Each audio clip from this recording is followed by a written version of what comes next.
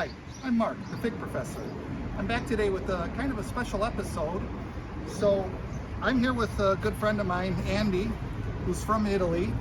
And the coincidence is that the Fig Father, who I get some of my trees from, is also from Italy. And not only are they both from Italy, they're from the state of Puglia and close to the neighborhood or the town of Bari. And that's what I wanted to talk about. This fig tree is actually quite special. It's an Italian fig, and it's a Bari variety, exactly the city that this gentleman had come from. Now, just to prove that he's Italian, Andrea, say Mamma Mia for me. Mamma Mia, andiamo in pace. That's definitely Italian, for sure. So, coming from that region, it was a kind gift from the Fig Father, who sells on Figbid, and his moniker is Italian for you. That's the word Italian, the number 4 in the letter U. And so we're gonna go ahead and plant this tree, but I just wanted to point out this Bari variety, how healthy it is. It's a small rooted cutting. It's already got figs popping out everywhere, nice and green, very healthy growth. So this is what we're gonna pot up in a 10-gallon pot today, which is his permanent home.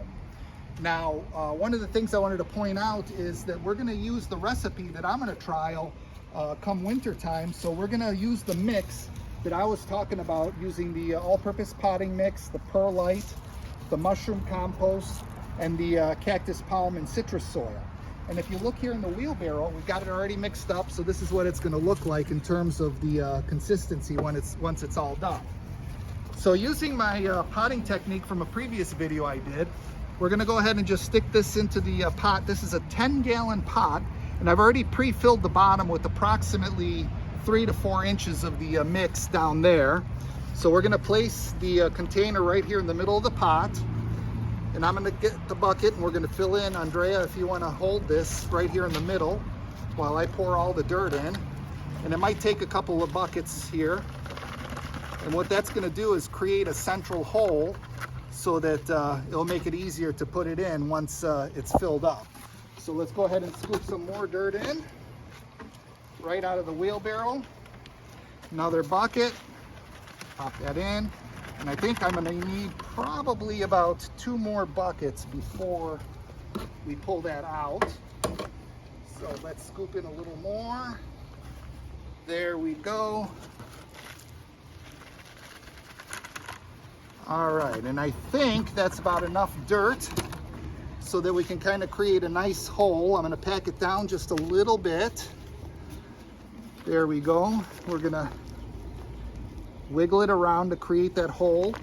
So there we go. That's gonna be the center hole where the fig is gonna go into. The same thing, I'm gonna use the scissors. I'm gonna cut the bottom of the rooting pot off. It's just a very thin plastic. And as I'm cutting, I can feel this has a very nice root structure to it. So this is an extremely healthy tree that we're gonna be up potting. Now, one of the reasons why we're working in the shade is that this was rooted in a grow tent. It's under artificial light. Because of that, we don't want to damage the tree and get it sunburned. So it's going to stay in the shade, full shade where we're at, for approximately 1 week. Then we're going to move it to a filtered or a mottled shade with more light for another week. And then after that 2nd week, it's going to go into full sun. So as I cut this pot open, you can see how healthy the root ball is. Fig Father always has wonderfully healthy plants, and he even provided a little tag. It's from Italy, and there's the variety, Bari, the city that my friend Andrea is from. So let's go ahead and hold on to the tag. We're gonna place this right in here, and then I'm going to actually cut these 2 tags off, and the reason is the tree grows, you don't want these tags to stick and strangle the trunk. So we'll get those out of the way. And now we're gonna get about maybe 1 or 2 more buckets of dirt to scoop in. So we just pour it in there, one side, other side, spread it around. I think we need 1 more bucket. There we go, I put in about a 3/4 bucket.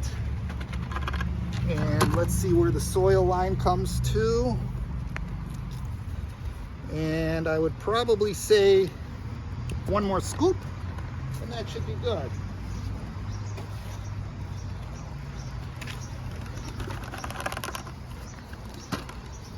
All right, let's see. There we go. We're going to pack it down a little bit around the edges.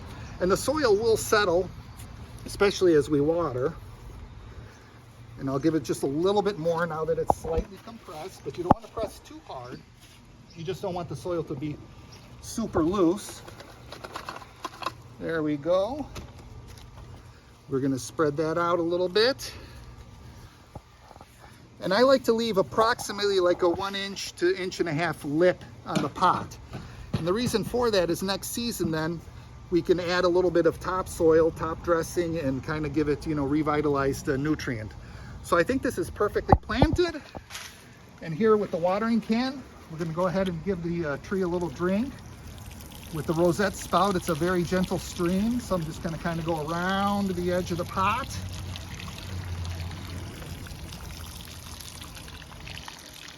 And then we're going to give it a second, let that absorb.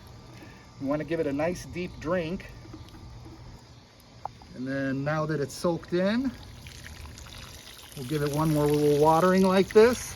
And the reason why we took a 10-gallon pot and not a smaller one is this is going to be its permanent home. It has a good root structure, and this is the pot it's going to stay in. Andrea here has just the one fig that he's going to take care of, but you saw my Chicago Hardy. It's going to grow into a beast. And interestingly enough, this Bari variety is in the Chicago Hardy family. It's the same type of Mount Etna fig, and from what I was told is that when it grows under natural sunlight, the fig tree or the leaves have like a slight crimson color to it, so it's going to be beautiful.